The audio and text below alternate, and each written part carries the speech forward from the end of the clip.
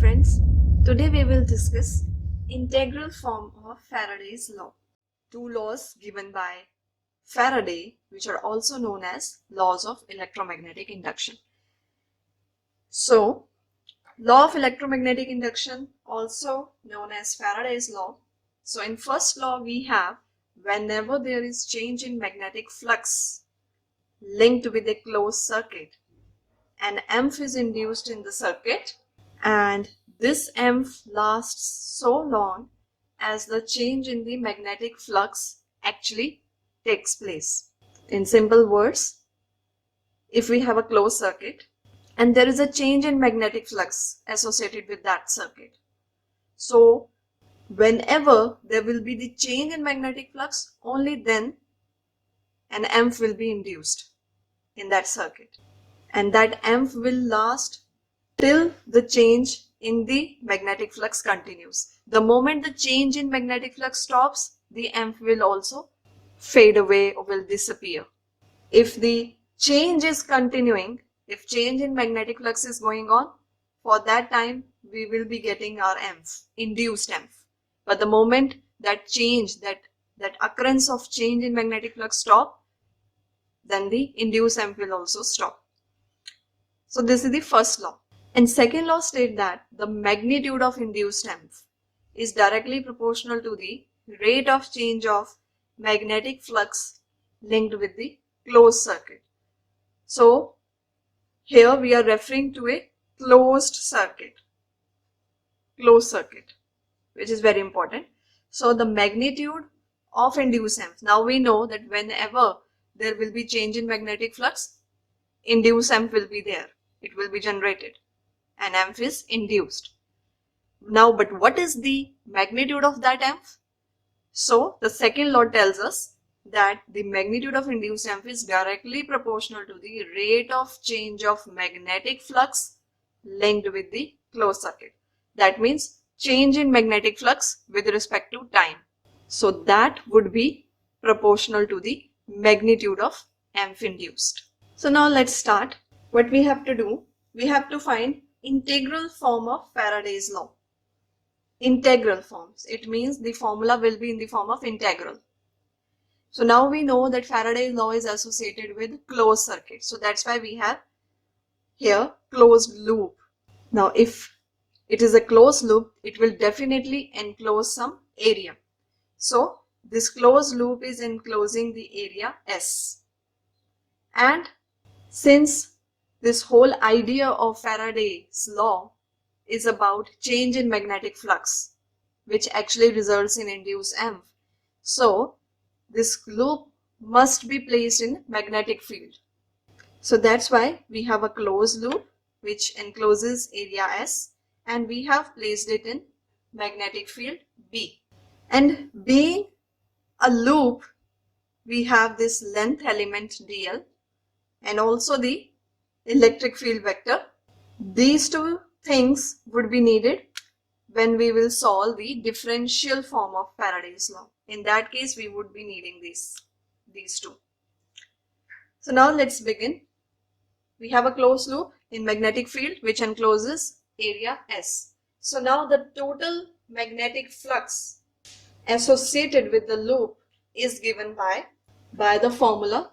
Since we know that magnetic flux, that is given by magnetic field dot product with area enclosed. So here, how will we write it? If we have these two things and we have here, this is the magnetic field and this is area. So if we want integral form, so if we want to express this thing in the form of integration, integral form, then what do we need? We have to see what do we have here. And usually we have either length vector, surface area vector or volume vector. If we have length vector, we go for single integral. If we have area vector, we go for double integral. If we have volume vector, we go for triple integral. So here we have area and this is a closed loop. So that's why I'm drawing here double integral because of the area. And since this is a closed loop which encloses area S, so I'm showing here closed loop. enclosing area S. And now the thing is how to represent this thing, this term. So for B, it's easy to mention B. But now, if you know, in integration, we have variable with which we have to integrate. It comes in the form of differential D. So here, since our surface or area is S, so we will write ds. Dot vector remains the same, and this is the area vector. So it's very easy to express any of the formula in terms of integral form. So here the only thing that you need to keep in mind is that this is a quantity, but now you have to see where is it applying, whether magnetic field is applying on a line, on a loop, on an area, or on a volume. So here this magnetic field is applying on the area, and the area is S. We have denoted here the area by S. So to put it in integral form, we have to use double integral. Since our loop is closed, we have shown here closed over the surface S. B will come as it is, dot product would come as it is, and instead of area we have to represent something with D, so ds. And again vector. We have not changed much. It's just the same thing. These two things are totally same. So now let's come back to the second law. It says the magnitude of induced EMF is directly proportional to rate of change of magnetic flux. Magnitude of induced EMF is directly proportional to rate of change of magnetic flux. This is only magnetic flux. So now how would we represent its rate of change of magnetic flux?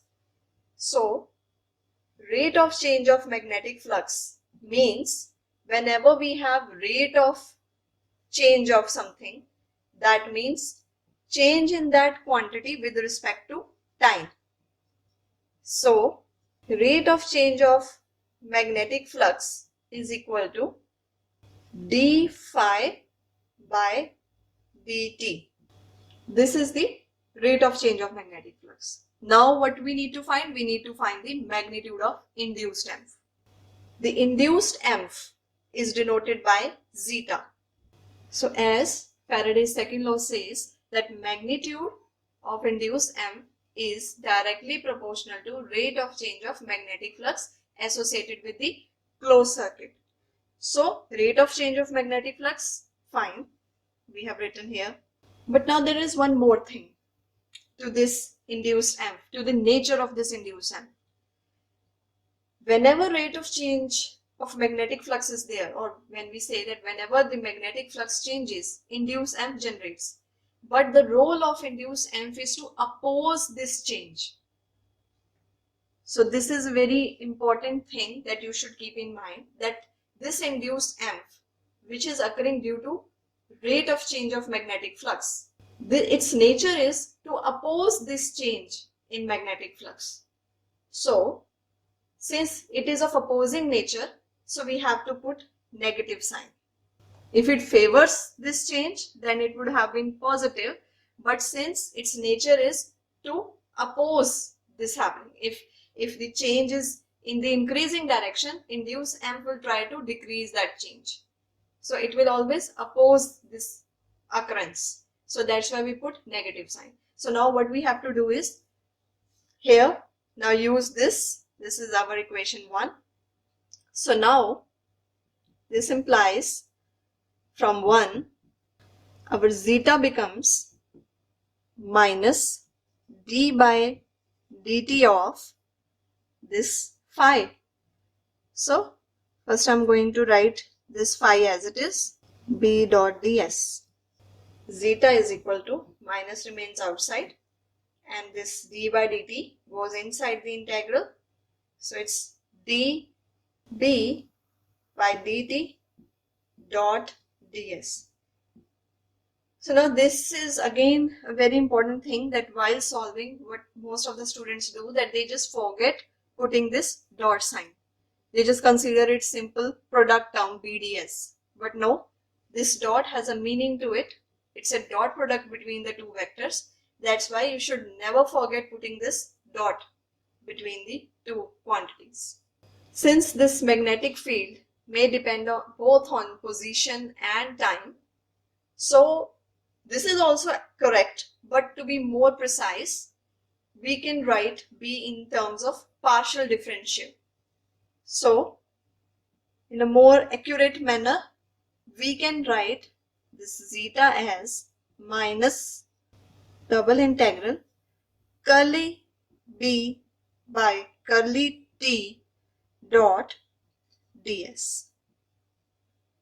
So now this is our final formula. Though in most of the cases, we often use this formula when we have to solve numerical, we go for this formula.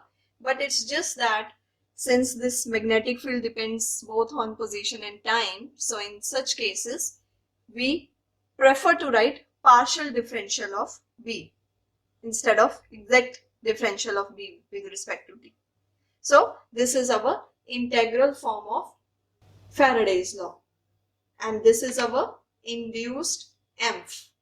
Induced EMF, and this is the integral form of Faraday's law, and negative sign shows that induced EMF opposes the change happening in the magnetic flux.